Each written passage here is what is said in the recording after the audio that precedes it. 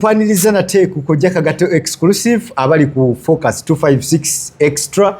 mwebali nnyo okubeera nga mubeera mutuula ne mukakkana ne muwandiika waliwo yaŋŋamba yaafuna kapeni n'awandiika emboozi zino zenyumya ne Kojja za byafaayo ate era zirigatta ku bulamu bwaffe obwo bwe tubeera nga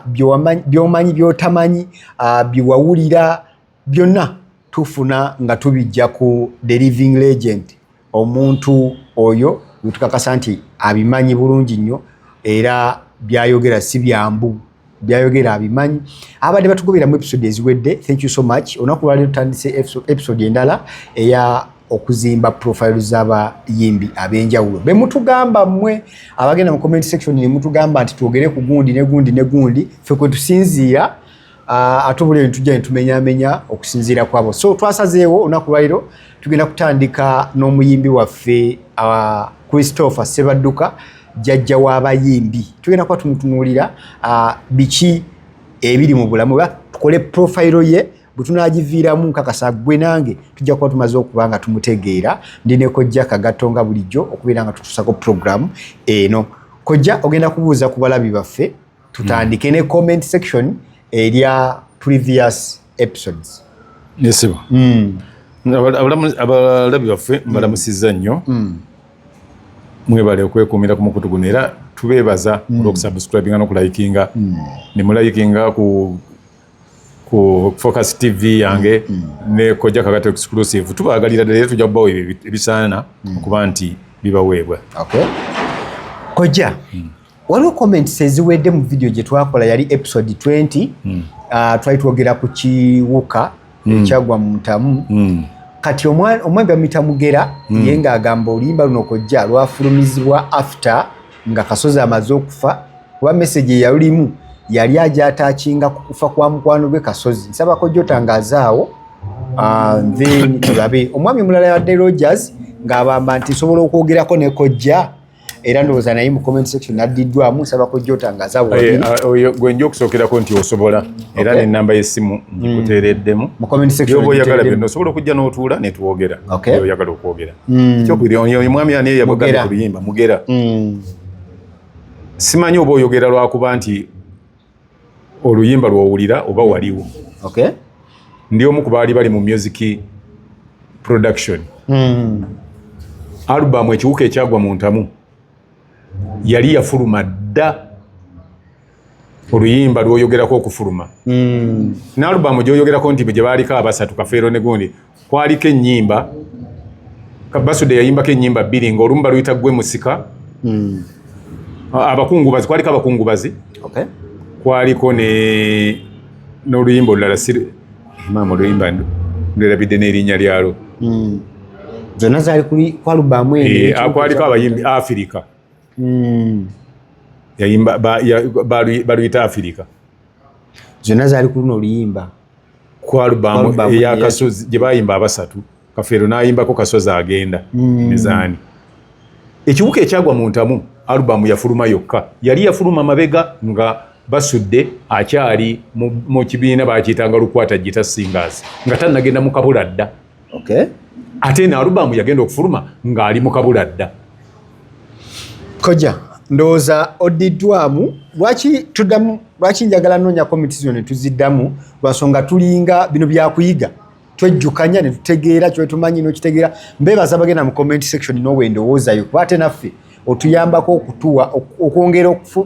okukkaatiriza oba okwongera okukuwa bwino ku kintu ky'obadde obuusabuusa. Nga waliwo n'abalala ababeera batakitegedde nga gwe bw'obadde okirowooza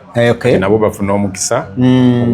okumanya nti kino kiri bwe kiti oba kyali bwe kiti naye nga alubamu alubamu eyo yayitibwa nga teepu gy'oyogerako ey'abasatu yali eyitibwa Gwe Musika yafulumira wakasiiwuukira.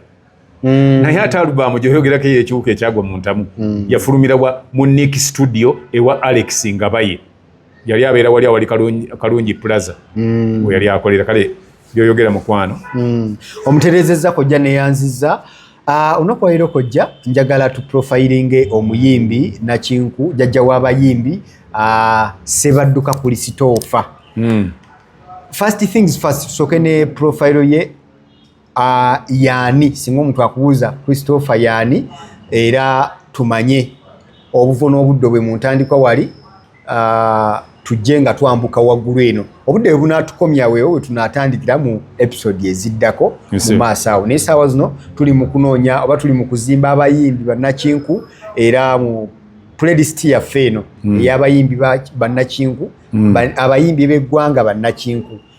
playlist eno ojja ginoonya tugenda kuteeramu abayimbi ab'enjawulo n'ebiki bye bajja bakola mu bulamu bwabwe obw'enjawulo. Christopher Ssebadduka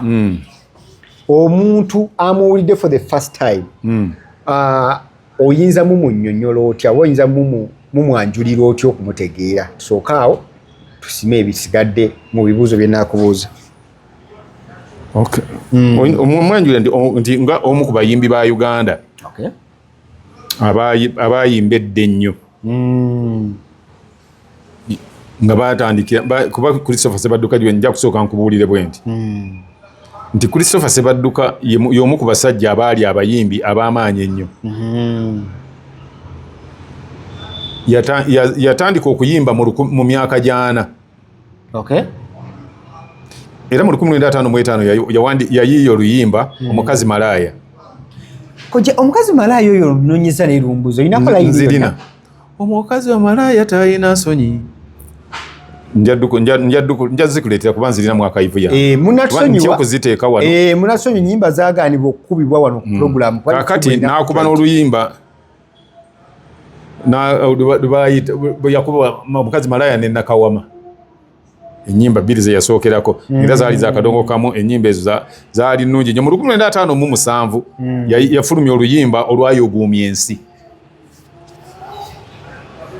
nakakati olukyayuguumya ensi baluyita Eddaame lya Chwa. Eddaame lya Chwa. Mu 1960 n'atandikawo ekibiina mu gyenkaaga awo yatandikawo ekibiina ekyakadongo kamu Cultural Society okubanga atandika okutendeka ki abaana abayimbi abalala era mu ekibiina ekyo kyekyamufuula jjajja w'abayimbi muyita jjajja w'abayimbi Godfather jjajja w'abayimbi n'abanga awo yeegattibwako Matiya Kyakamala yeegattibwako Paulo Damulira yeegattibwako Gerard Mukasa yeegattibwako Dani Mugula yeegattibwako Matiya Luyima yeegattibwako Sulaiman Mayanja yeegattibwako Waddimba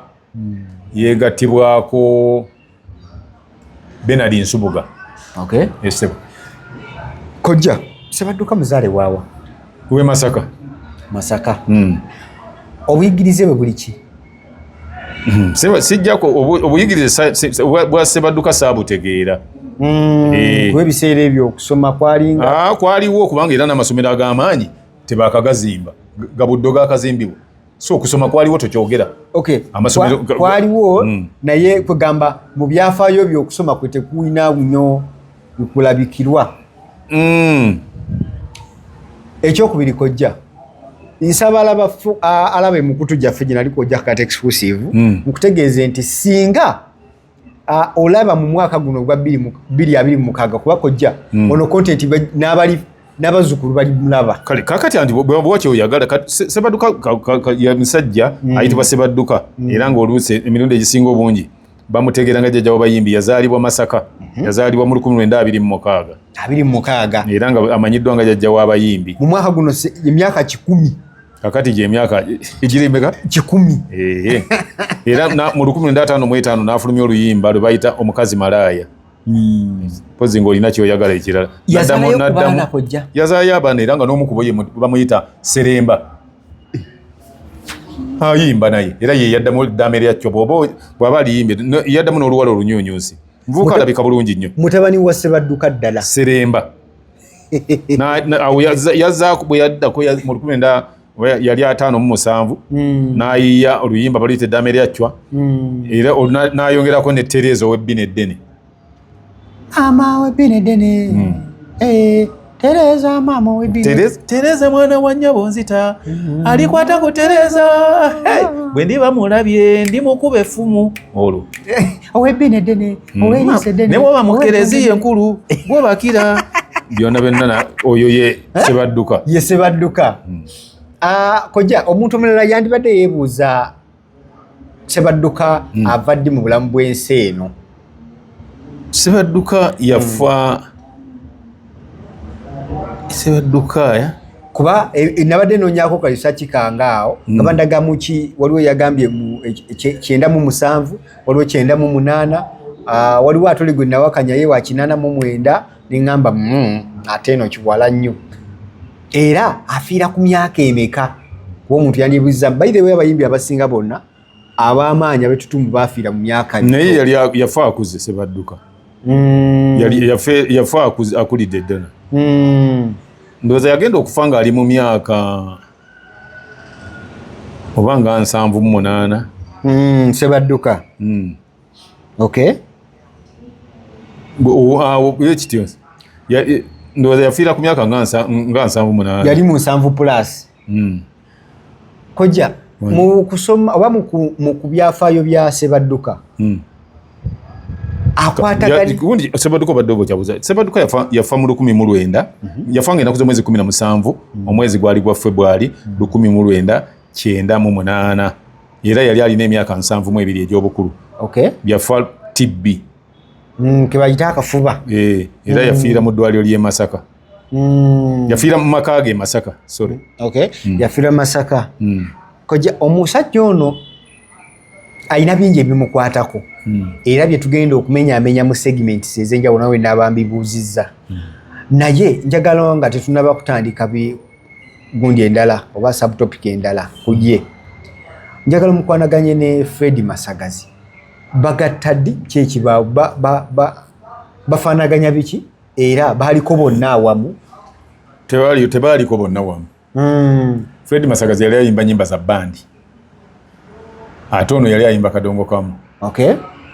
nga buli omu alina ekitimu amanyiddwa oli yali amanyiddwa mu kuba nnyimba za dansi era yayimba atannawa musolo ng'alabikidandali ky'ebiseera ebyo si kidandali kati ebyo ebidandali bigambo byammwe byakujereegerera yali ayimba nnyimba za bandi za kusanyusa bantu kale ez'omudigido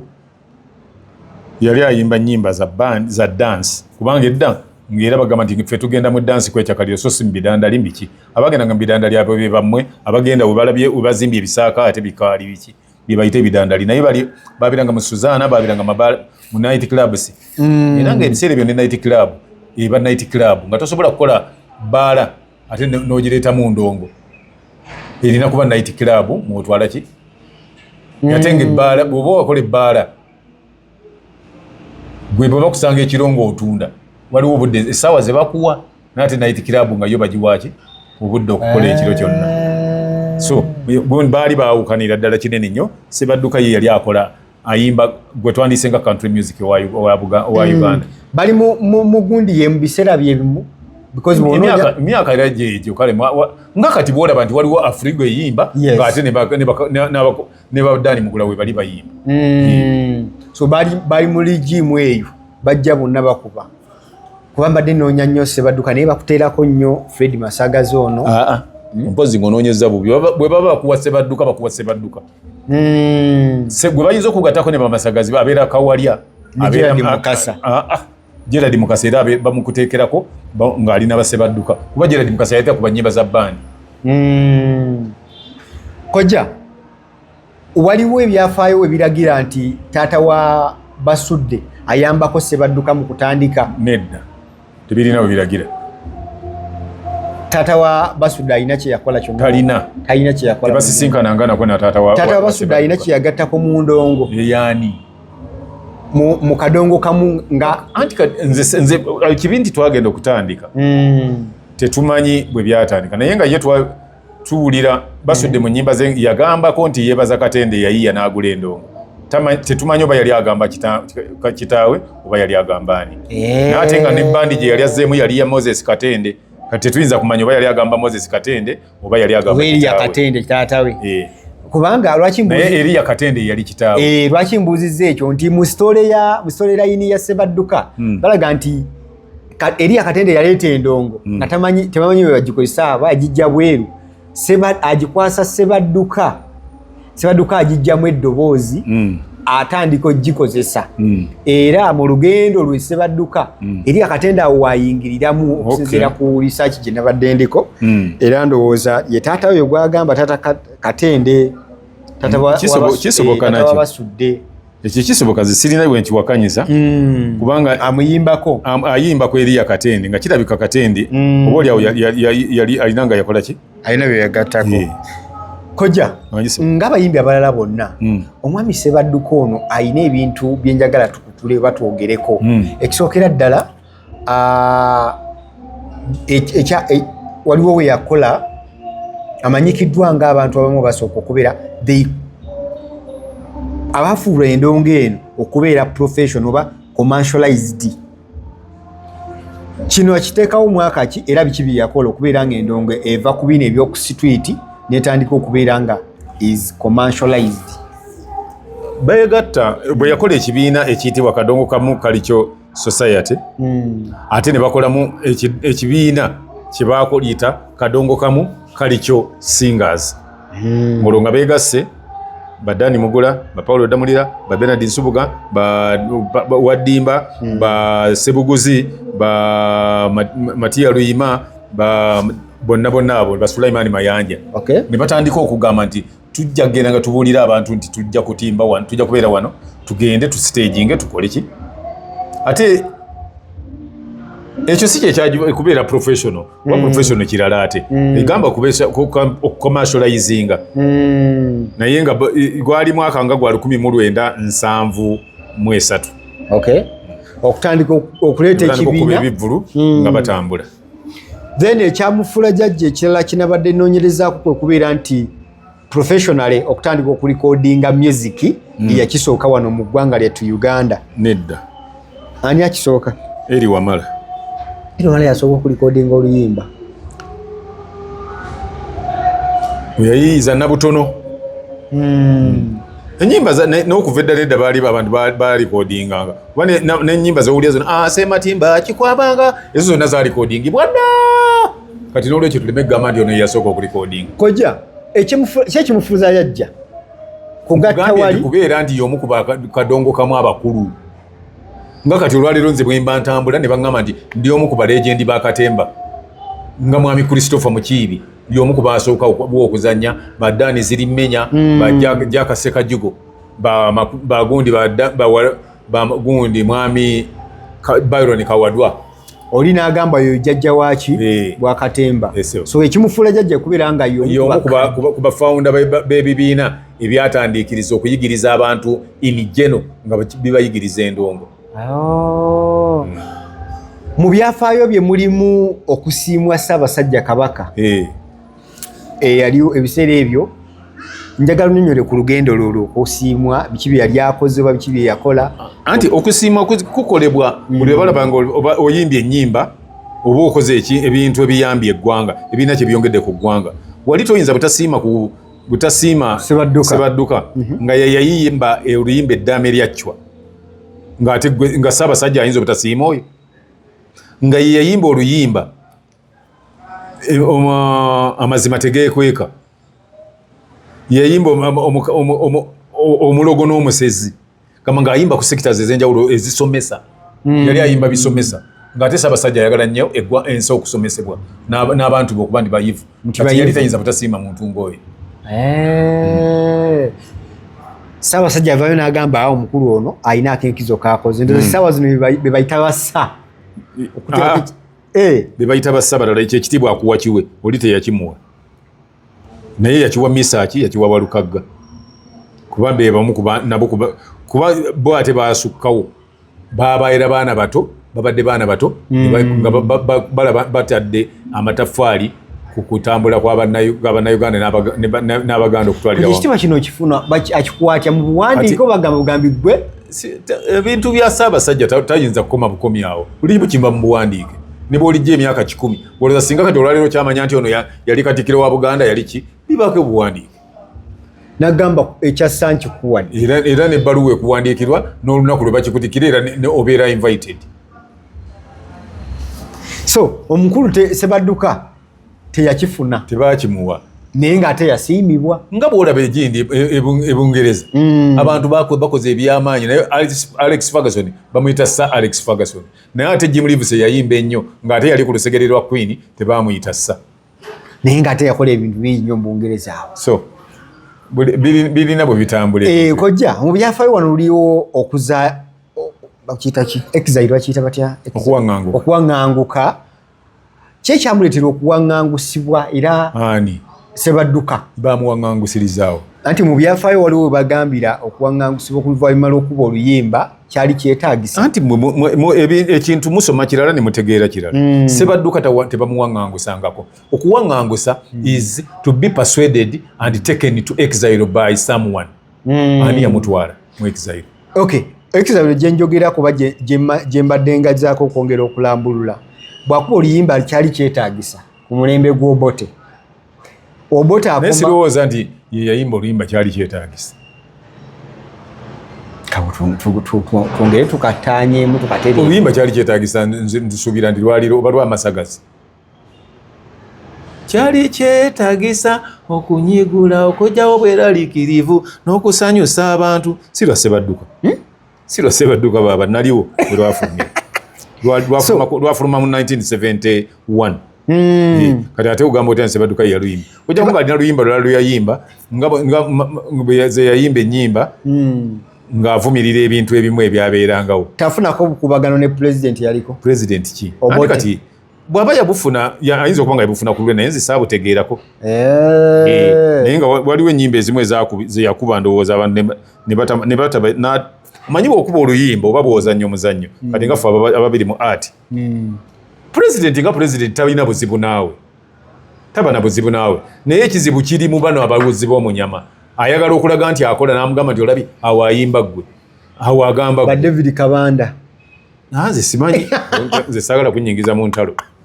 nze nkugambye nti abawujja omunyama ababeera ku nsegere z'abakulu beba interpreting ebintu esebo kubanga kati bonagamba Kwamini ye yakuba oluyimba olwali lwana Amini sebo dada we bali kulwana nnyo ne Maria Nyoko baluyita Maria Nyoko Sebadduka yayimba ennyimba yayimba oluwala olunyunyunsi yayimba omulogo n'omusezi yayimba omusezi yayimba okuzaala lumbe n'ayimba omulimu okubeera nga oli omulimu okukola mwe yayimbira nti tekisaana ate nga wabaddemu okwezimbira ennyumba ti bw'oba ozimbye ate zimba ennyumba kuba bayinza okusiba ogenda okuddanga mu kayumba kawali osula mulimu mpangisa mulala nga tokyasobola n'ayimba oluwala olunyunyunsi n'ayimba olumbe lulina amattire n'ayimba nabwami yayimba ennyimba nnyingi nnyo n'endala nga ffe twazigula ennyimba endala awo ku Kasajja ndisaanize ensi ekyuka ensi ekyuka sibalimbye ate bwekyuka bingi n'ebikyusa wafunako one-on-one naye mu biseera bye ebbanga lyonna twabeeranga naye kubanga ebiseera byo nali nnywa sigala ng'ate naye anywa sigala kati nga kyatufuula bangu ab'omukwano kuba twabeera naye that is 1983 wonnaawo kuba eri emabega nali sisobola kumutuukirira yali munene nnyo yes naye wano mu 1983 84 85 awo wonna twatandika okubeera awamu nga abeerawo awo ku dduuka ewaffe Kasajja and Sons awo ku Room Street ku Plot 34 awali Yamaha Center kojja mugeraganya n'abayimbi b'obadde nabo mu biseera byo kiki ekyali kyeyalina ekyenjawulo kyeyalina ekyenjawulo ndi yali musajja neewuunya omusajja yali alina ekirimi okuba nti yali asobola okuyimba ng'ate bw'aba ayimba towulira kirimi mu nnyimba ze yali ayogeza kirimi mu kwogera naye ng'ate bw'aba ayimba tokiwulira ekyokubiri yali musajja yali ayagala ennyo okuyiiya ennyimba ezirina kye zigatta ku bantu nga tayimba kunyumisa bunyumisa nti anyumirwe naye nga buli luyimba lwayimba aluyiiya lwa nsonga yayimba bwe yali ayimba nga oluyimba kakati ng'eddaame lyakyo wali olaba kye yali ayogerako bwe yayiiya ensi ekyuka bwe yalaba ekyo n'ayiiya oluyimba lwe bayita federal bw'ayagala okumanya ennyimba ezo ojja kugenda onoonye ogawandike nti oluyimba federal by Christopher Sebadduka ne bwateekamu Christopher Sebadduka songs era basobola ennyimba zijja kujja naye nga yeyimba ennyimba nyingi naddala ezaali zigatta ku bufumbo era yayimba ne bamalaaya ku ttaala ne baani bonna nze yayimba oluyimba lwe bayita malaaya ku ttaala zonna ezo nnyimba ze yaziyimba yayimba ku bintu bingi ku topics nyingi ez'enjawulo ezisobola okuyamba ate n'abanga ekirala ekyenjawulo ekimuliko nti bwe yamala okulaba nti muyiiya mulungi ate muyimbi n'afuna abantu bayigiriza nakyo kyali kikule era kyeyalekawo kati toyinza kugamba nti sijjajja w'abayimbi